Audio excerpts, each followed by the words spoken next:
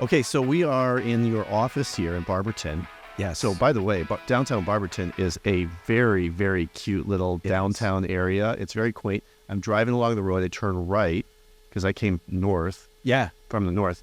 And all of a sudden, cute little village. Very nice. Pops up. There's a ton of great stuff here, too. Lights across the street. You can tell, like, if they lit this thing up at nighttime, yes, you could spend a good amount of time on just the main little drag here. You can. And I actually, in fact, I might even put this in here. I have a drone shot flying over this at night when there's a celebration on this main street here. Yeah. Very cool. They do a ton of cool stuff. They just got a Main Street program. It is a very cool place to be down here. Because, I mean, the other thing is, so we're inside an art gallery. Yeah.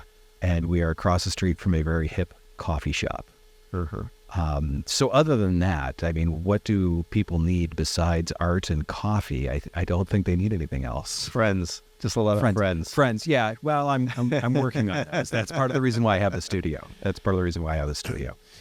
Well, this is really nice. So you come in here, you have a space that is off from the art gallery. So when you walk in, there's the nice pictures that are on the wall that they're showing.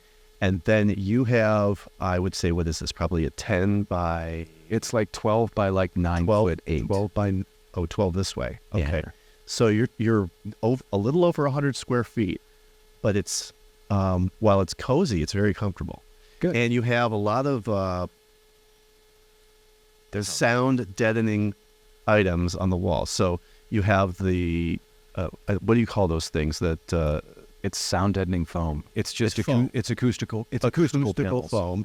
So you have that, and then you have some curtains in here. And I've always heard the curtains work really well for sound deadening. They do. The other reason why I like the curtains in here, and this is another reason why I did this, is it hides the corner. Oh. Because when you look in the main camera here, you can't really see the corner because there's no sharp edge to it. It blends in. Yeah. So that way there's no corner. And if I look into that camera right there, when you look behind me, you can't see that there's really this corner here. So we did that to hide the corners, deaden things down, and we want people to be looking at whoever's sitting at the table, not the fact that there's a corner sticking out of their head. Yeah. You got a television on the screen as well, too, to kind of emphasize what the topic might be. We can put words, logos. We can put a PowerPoint up there. So if someone wants to go through a PowerPoint and point to stuff up there, we can do that. We can take that and we can even put it over top of the presentation later. We can give them control over it. Fantastic. Whatever they want. Yes. You were telling me earlier, when you record, when people are sitting here, you're doing a live... what's the word that you use when you're changing? Live edit. A live edit. Yep. Okay. So as the recording is going on, Josh is sitting behind doing all the magic. He's changing the shots. You're changing the shots as the recording is happening. So whoever's talking maybe gets some emphasis. Maybe if it's a conversation, it goes to a wide angle. Yep. So there's a lot of edits that you can do while the conversation is happening. Now, I know you like to say about the finger up the nose. So if you accidentally have a shot, somebody has a finger up the nose or whatever, we can fix that later. Yeah, we've got it set up so we edit it live. And the big reason why we edit it live is because that saves us post time. If we edit it live, we can help keep the costs down because we don't need to do it later. So we can do that while we're in the studio with you here. The fact that we can edit that live means that there may be a mistake. That's why we record all the cameras in case there's a mistake, in case there's a finger in a nose, in case there's an armpit scratch, anything like that. We can go back and fix that. So that way no one will ever know except for those of us in the studio. Yeah. I love it. All the details that you have of the room. And when you're here, you can kind of see them.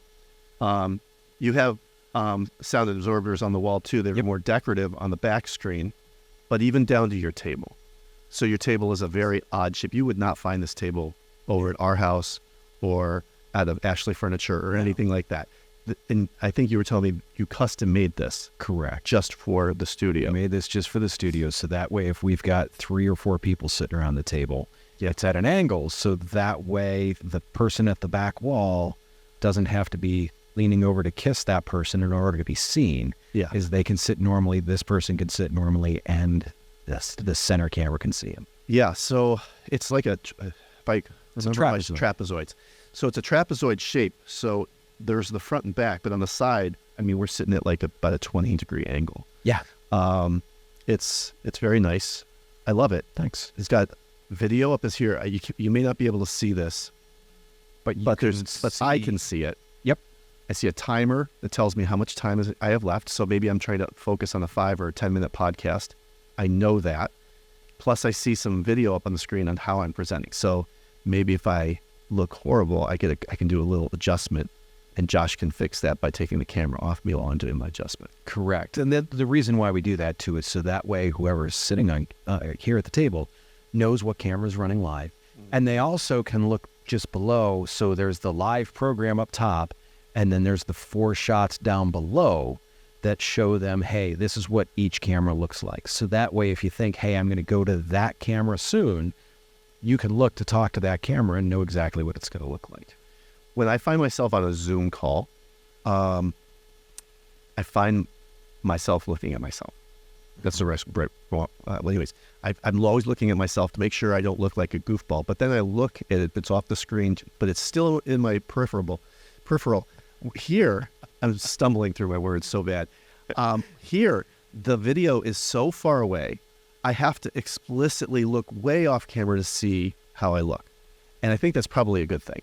It is a good thing. Now, the one thing that I will tell you is when we have people remote in, so we can do remote podcasts. So we could talk live here and have someone else come in remotely as well too. Correct. They might be somewhere else in the country. And the way we do that too, there's some tools that we use with that are better than like Zoom, because Zoom relies on your internet connection. So if your internet connection goes fuzzy, guess what? Your recording's going to go fuzzy.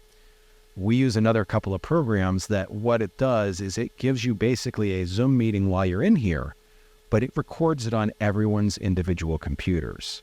So that way, when you're done, it uploads that video file. So we've got a solid video file that's local to work from instead of the internet file. But what we do for those types of things is it's always distracting when someone's looking over here instead of at a camera. So we move one of the cameras directly in front of the screen.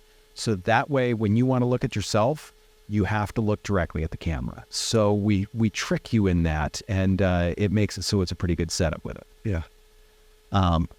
What I especially like about this setup is that I don't have to worry about this. This is something where I can just call you, set this up, come in with a client of mine, do an interview with them. There's other opportunities to do these types of podcasts or conversations. And we talked about some of those. Maybe if you have a reunion or you have a loved one you want to interview in whatever stage of their life they might be, this is a good opportunity to have a deep conversation. It's not, they sell storybooks and stuff like that. This is way more intimate. Yes. But everybody wants to know who are the real players and people that are behind the things that they enjoy and want to use. So, what a great opportunity for this. I appreciate you inviting me in to see this place. I'm glad you're here. We love it when people come in. For me, it's sitting down and talking to people and hearing those conversations is one of the reasons why I love doing this so much. I have heard so many interesting conversations. I have learned so many things that I never would have learned otherwise. And that's kind of the beauty of podcasting too, is you get to tell people so many things that you may not be able to reach them otherwise. And that's why I love it. Mm-hmm. Well, thank you. I appreciate it. Thank you.